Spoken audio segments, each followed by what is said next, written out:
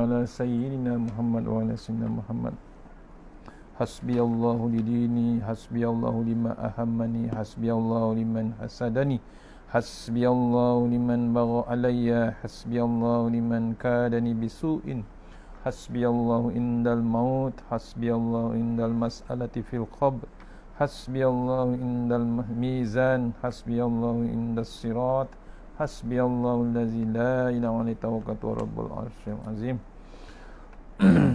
Assalamualaikum warahmatullahi wabarakatuh. Rabbi shrah li sadri wa yassir li amri wa tammi lisani yafqahu qawli. Fa ya ibadallah ittaqullah usikum wa iyaya bittaqullah. Faqad fazal muttaqun. Allah ta'ala inna hikmataka wa ansur alaina min hazamitika ya arhamar rahimin. Bismillahirrahmanirrahim. Bismillah ma sya'allah la yasuqu ya Allah. Bismillah ma sya'allah la yasrifu suwa ya Allah. Bismillah ma sya'allah man kana min ni'matin fa min Allah. Bismillah ma sya'allah la ya'ti bil hasanati illa Allah. Bismillah ma sya'allah la hawla wa la quwwata illa billahil aliyyil azim. Allahumma nas'aluka bi barakati syarifah antuhimal dunya. Amin ya rabbal alamin. Alhamdulillah, jumpa lagi untuk pengisian maghrib kita hari ini. Mudah-mudahan pengisian yang sebentar ini dapat kita bawa menghadap Allah Ta'ala. Hari ini untuk surah Ar-Rahman Puchong, insyaAllah. Ar-Rahman Puchong, Taman Prima Puchong. Ar-Rahman ataupun Musalla Ar-Rahman, Taman Prima Puchong, insyaAllah. Mohon share, sama-sama kita share. Mohon share, copy link terus pada grup, insyaAllah tuan-tuan. Mohon.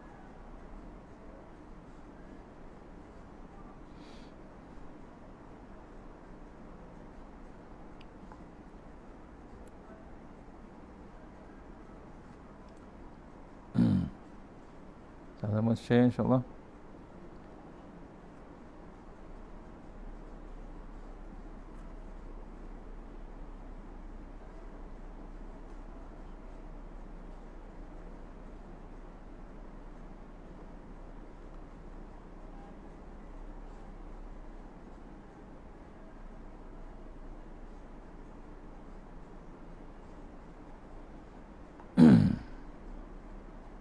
Sama-sama kita share.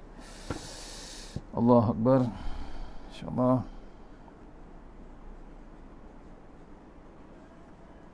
Ar-Rahman, surah Ar-Rahman, insyaAllah.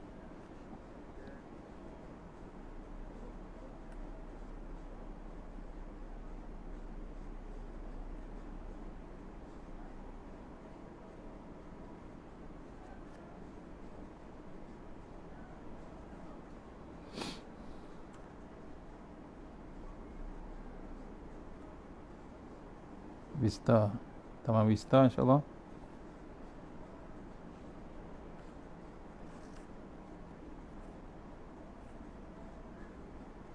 Okey, insyaAllah. Kita mulakan surah Al-Fatihah, insyaAllah. A'udzubillahi minasyaitanir rajim. Bismillahirrahmanirrahim. Alhamdulillahirabbil alamin. Iyyaka na'budu wa iyyaka nasta'in. Shiratal mustaqim. InsyaAllah ayat 215 bab infak.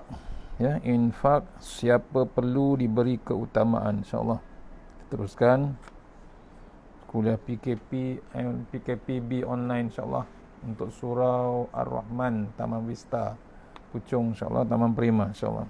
Siapa perlu diberi keutamaan. A'udzubillahi minasyaitonirrajim. Yas'alunaka ma yunfikuna kul ma anfaqtum min khairin falil walidaini wal aqrabina wal yatama wal masakin wa ibnis sabil wa ma taf'alu min khairin fa innallaha bihi alim. Sadaqallahul azim.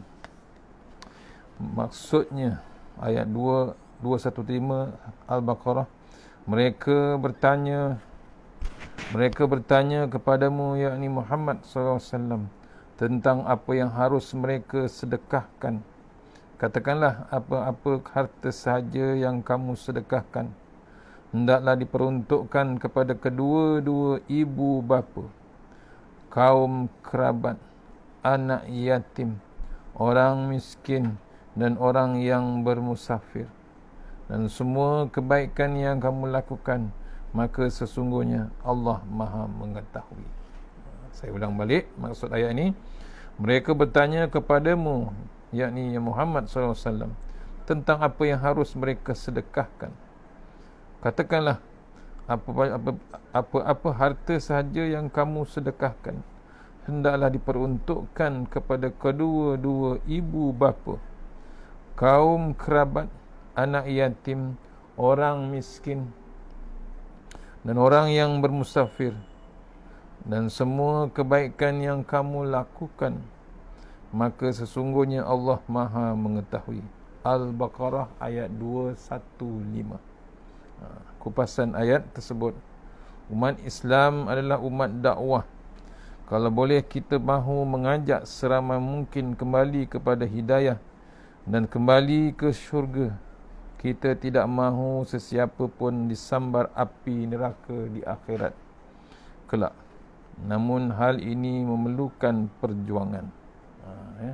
Kita bimbang disambar api neraka, kita bimbang akan diseksa besok. Kita tidak mahu bab seksa api neraka. Cari jalan perjuangan. Salah satunya adalah bab perlu perjuangan untuk kita kembali ke dalam syurga. Apakah perjuangan itu? Salah satu perjuangan yang akan membawa kita ke syurga adalah infak. Jika kita mempunyai harta, sama ada banyak ataupun sedikit, jangan lupa berinfak.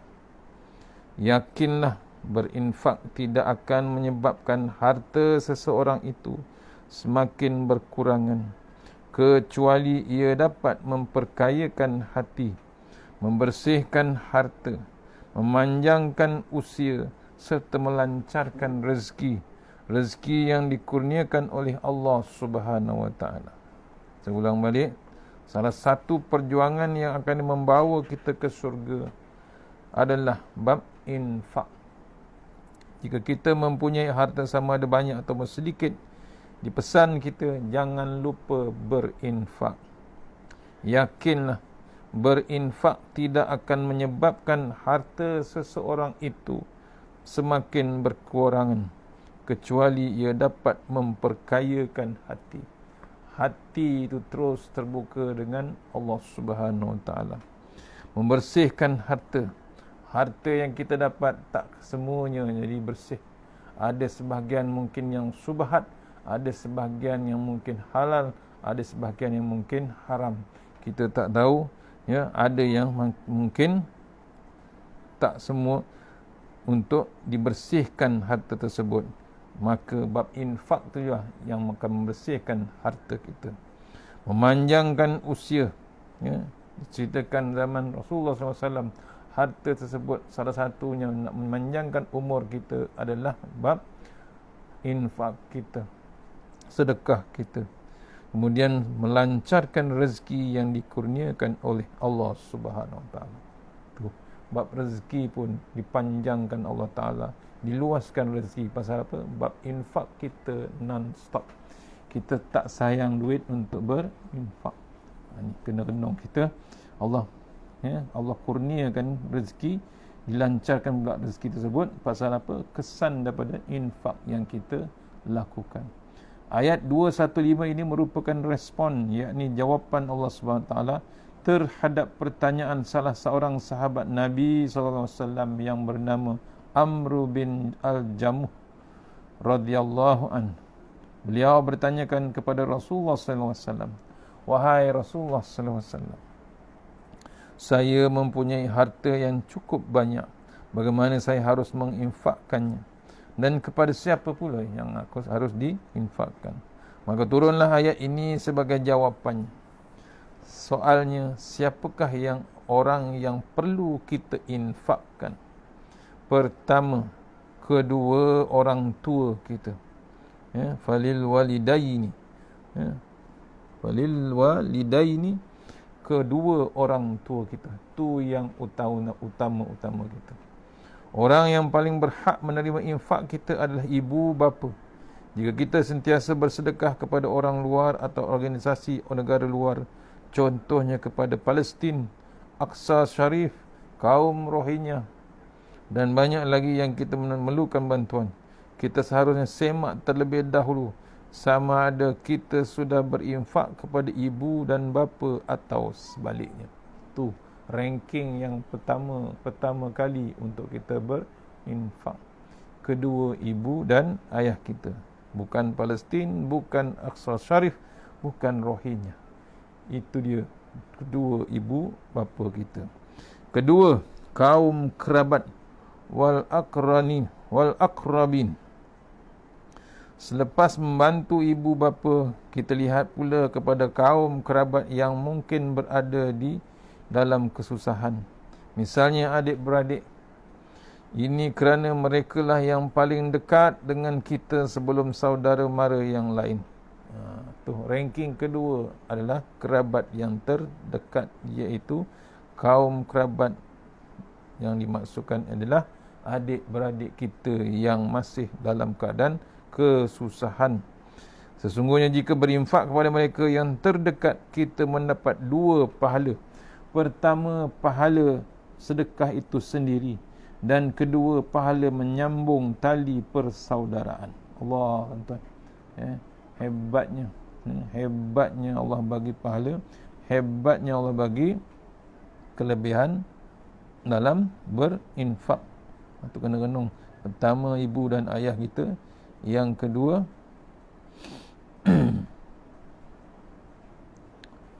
yang kedua adalah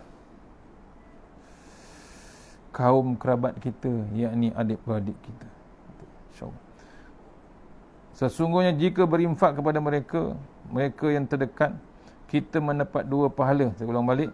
Pertama, pahala sedekah itu sendiri, dan kedua, pahala yang menyambung tali persaudaraan. Tali persaudaraan.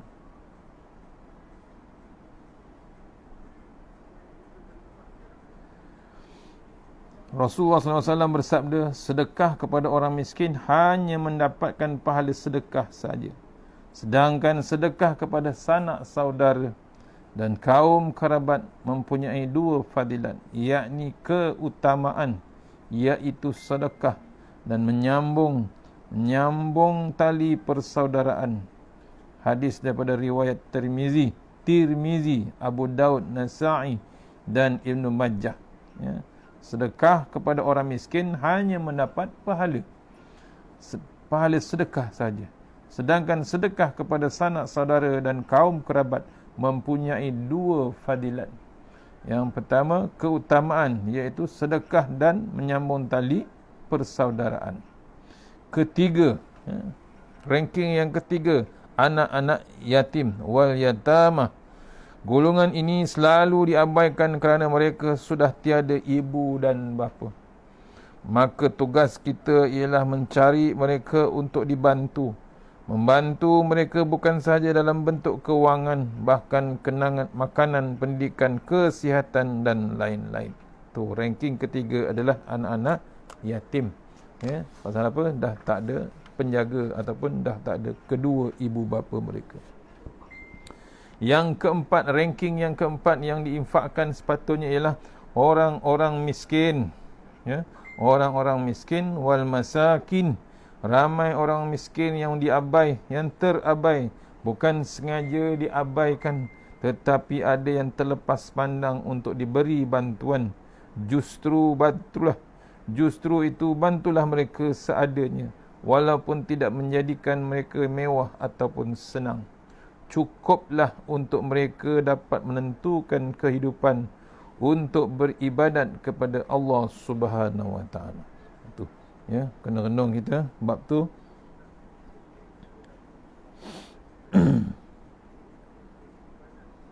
Ranking yang ketiga. Ranking keempat, orang-orang miskin.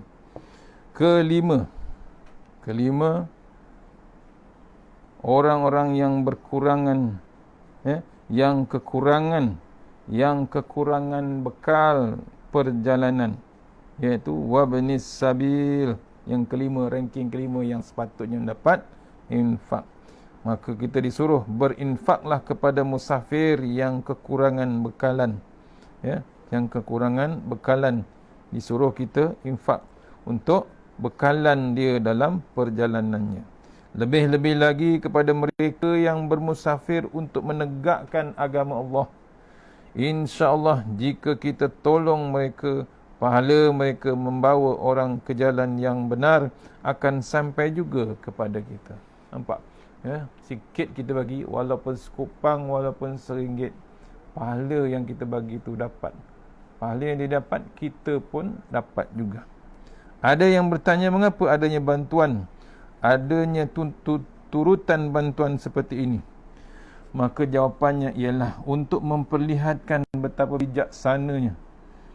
bijaksana dan mudahnya cara Islam mendidik serta membimbing jiwa manusia. Ia melayani manusia mengikuti fitrah dan kecenderungan semua jadinya. Itu, ya. Dia memberi layanan manusia mengikut fitrah dan kecenderungan semula jadinya. Ni ada turutan, ada ranking dia. Ulang balik, ya. Bab ada yang bertanya, kenapa ada turutan bantuan, ada ranking dalam bantuan tersebut? Maka jawapannya ialah, diulang balik, untuk memperlihatkan betapa bijaksana dan mudahnya cara Islam mendidik serta membimbing jiwa manusia. Ia melayani manusia mengikut fitrah dan kecenderungannya semula jadinya manusia itu. Ni, ya, membimbing ataupun mendidik manusia. Ingatlah bahawa infak ini bukan sekadar harta, tetapi masa, kasih sayang, semangat dan perkongsian seperti program My Quran Time. Nampak? Hebatnya infak tu. Ada bab silaturahim, ada bab kasih sayang, ada bab semangat, ada bab perkongsian. Contohnya macam program My Quran Time.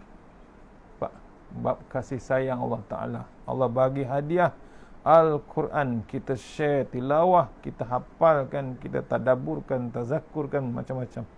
Maknanya ada bab keterangan, ya, daripada kegelapan. Tu Al-Quran memberi keterangan pada bab kegelapan. Pada bahagian akhir ayat ini Allah Subhanahu Wa Taala berfirman, "Wa ma taf'alu min khairin fa innallaha bihi alim." Dan semua kebaikan yang kamu lakukan, maka sesungguhnya Allah Maha mengetahui. Tidak dinafikan, ada juga yang berinfak tanpa meminta balasan semula atas kebaikan yang mereka lakukan.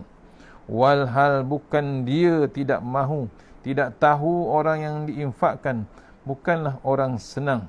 Justru buat mereka yang berinfak, hanya Allah saja yang akan membalasnya. Allah, tuan-tuan, menyorok dia. Dia haidkan nama dia. Dia tak tulis pun yang ikhlas, yang benar, yang menderma, yang hebat. Yang hebat menderma, yang hebat berinfak. Tak, disembunyikan namanya. Pasal apa? Dia mengikuti Rasulullah SAW. Contoh yang Nabi bagi tahu, tangan kanan memberi, tangan kiri tak tahu sebenarnya. Itu, ya, nak jaga bab riak, nak jaga bab ikhlas. Ya, kalau boleh tak payahlah tulis nama, tak payah tulis nama yang membesar-besarkan nama.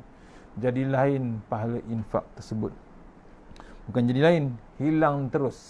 Pasal keluar bab riak, bab menunjuk aku yang derma, aku yang sedekah, aku yang infak.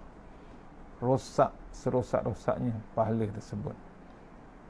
Sangkanya banyak pahala. Kesilapan besar pasal tunjuk punya pasal nak dapat pujian. Jika difikirkan mereka yang berinfak tiada apa-apa pulangan, maka ini sebenarnya salah. Mereka yang berinfak akan diberi ganjaran pahala berganda daripada Allah Subhanahu Wa Taala. Bahkan lebih daripada itu lagi, hanya Allah saja yang tahu. Infak juga dianjurkan dibuat secara rahsia, sebagaimana ada hadis yang menyebut salah satu daripada 7 orang yang akan mendapat naungan Allah Subhanahu Wa Taala pada hari kiamat, yang tidak ada perlindungan selain perlindungan Allah Subhanahu Wa Taala, adalah orang yang menyembunyikan sedekahnya sehingga seolah-olah tangan kirinya tidak tahu apa yang disedekahkan oleh tangan kanannya. Baru saya sebut, ya, hadis riwayat Muslim, ya, maksudnya di bawah, antara orang yang di bawah naungan Allah Ta'ala. Daripada 7 golongan tersebut, salah satunya orang yang memberi, orang yang menginfak, tak diketahui siapa yang menginfak. Justru apa yang terjadi kepada orang yang tidak menginfakkan hartanya, mereka sebenarnya mencampakkan diri dalam kebinasaan. Oleh itu, berinfaklah sama ada banyak ataupun sedikit. Lagi banyak kita infak, lagi banyaklah datangnya pertolongan daripada Allah Subhanahu Wa Taala. Allahu Akbar. Maksudnya jangan lekang, jangan lepas peluang. Sama macam kita baca Quran, kita tadabburkan Quran, lagi kita baca, lagi hebat Allah dekat dengan kita. Apalagi kita berinfak tanpa diketahui, yang hanya mengetahui hanya Allah Subhanahu Wa Taala. Resolusi ayat yang dibacakan di ayat 211 hingga 215, jagalah diri. Yang pertama, jaga diri agar tidak tergolong dalam kufur nikmat yang mengundang siksa yang amat pedih. Itu yang keluar ayat la in syakartum, ya, maksudnya jangan kita kufur nikmat, nanti dapat azab sepedih-pedihnya azab. Jaga diri agar tidak tergolong dalam kufur nikmat yang mengundang siksa yang pedih. Dan yang kedua, selalu nilai diri dengan kacamata akhirat, bukan kacamata dunia. Nilaikan diri kita besok, apa yang sepatutnya kita jawab dengan Allah Ta'ala di akhirat. Akhir sekali, jaga fitrah tauhid kita dengan mencari dan mengikut hidayah Allah Subhanahu Wa Ta'ala. Jaga fitrah tauhid kita, jangan sampai kita melalut, jangan sampai kita terlencong ke tempat lain, kecuali terus dengan Allah Subhanahu Wa Ta'ala, iaitu hidayah Allah Subhanahu Wa Ta'ala. InsyaAllah takat tukut malam ni dah masuk isyak dah. Kita akan jumpa esok ayat 216 hingga 219. Ya, esok lagi hebat, iaitu disinopsiskan dengan ringkas, iaitu kewajipan berperang dan kebolehannya pada bulan-bulan haram. Penduan 219, fasa kedua dalam pengharaman judi dan pengharaman arak ataupun khamar. InsyaAllah jumpa esok pagi, subuh ataupun maghrib. Mana yang baik, terbaik daripada Allah Subhanahu Wa Taala, yang lemah daripada saya sendiri, kita sudahi surah Al-Fatihah. Auzubillahi minasyaitanir rajim. Iyyaka na'budu wa iyyaka nasta'in. Shiratal ladzina an'amta 'alaihim. Auzubillahi minasyaitanir rajim. Bismillahirrahmanirrahim. Allahumma tawil a'marana wa sahih ajsadana wa nawwir qulubana wa sabbit imanana wa sahih ajsadana wa nawwir qulubana wa sahih. Bismillahirrahmanirrahim. Bismillah masyaallah la yasuqu Allah. Bismillah masyaallah la yasrifu suwallah. Bismillah masyaallah man kana min ni'matin fa min Allah. Bismillah masyaallah la ya'ti bil hasanati illallah. Bismillah masyaallah la haula wa la quwata illa billahil aliyyil azim. Bismillahirrahmanirrahim. Bismillahirrahmanirrahim. Bismillahirladzi la yadurru ma ismihi azza. Bismillahil kafi. Bismillahil mu'afi. Bismillahirladzi la yadurru ma ismihi syai'un fil ard wa la fis samai was sami'ul alim. Bismillah ala nafsi wa dini. Bismillah ala wa mali. Bismillah ala ahli wa mali. Bismillah ala kulli syai'in a'tani rabbi. Allahu akbar, Allahu akbar. Allahu rabbi la usyriku bihi syai'an nazjaruka wa jalla tanaruka wa taqaddasat asma'uka wa la ilaha ghairuk. Allahumma inni a'udzubika min syarri kulli jabbarin anid wa a'udzubika min syarri kulli syaitanin marid wa min syarri qada'is su' wa min syarri kulli dabbah anta akhizun binasiyatiha inna rabbi ala siratim mustaqim. Allahumma anta rabbi la ilaha illa anta khalaqtani wa la adika wa adika mastata'tu a'udzubika min syarri kulli syarri ma qad.